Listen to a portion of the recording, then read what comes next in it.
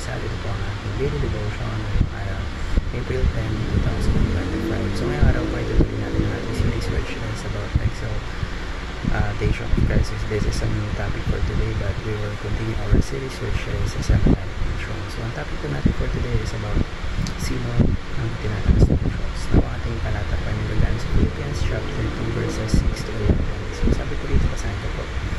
Who, though he was in the form of God, did not count equally with God a thing to be grasped, but emptied himself by taking the form of a servant, being born in the likeness of men.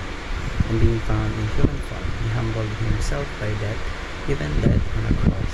Therefore, God has highly exalted him and bestowed upon him the name that is above every name, so that at the name of Jesus every knee should bow in heaven and on earth and under the earth, and every tongue confess that Jesus Christ is Lord, to the glory of God the Father. So now upang ating mas maunawaan kung ano yung sabihin ng talata nito, at upang mas maintindihan natin ang ating devotion, yan po tayo pagdadako sa ating mga teachings for today.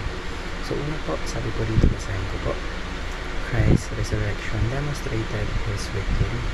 So noong muling nabuhay ang ating Panginoon sa Kristo, na-conquer niya yung sin, yung kamatayan, and the grave providing kung sino ba talaga ang ating Panginoon sa Kristo. Ikalawa po, Christ is reigning now, ascension and ascension. Yung ating Panginoon sa Kristo po, He didn't just rest. He ascended to heaven po, and He is now ruling at the right hand of the Father, wherein siya na po ang nakaupo sa kanang trono ng ating Diyos Ama. Ikatlo po, Christ returned in glory completes redemption. So isang araw po, muli magbabalik ang ating Panginoon sa Kristo, not in weakness but in glory, wherein He will fully restore the creation and He will bring His people home. So ngayon po tayo dito sa ating mga application. So una po, rejoice in the Lord's victory. We don't fight for victory, we live from it. So hayaan mo na yung kasiyahan, yung joy mo, feel yung heart mo, because tandaan po natin na ating Panginoon sa Kristo po ay nanalo na.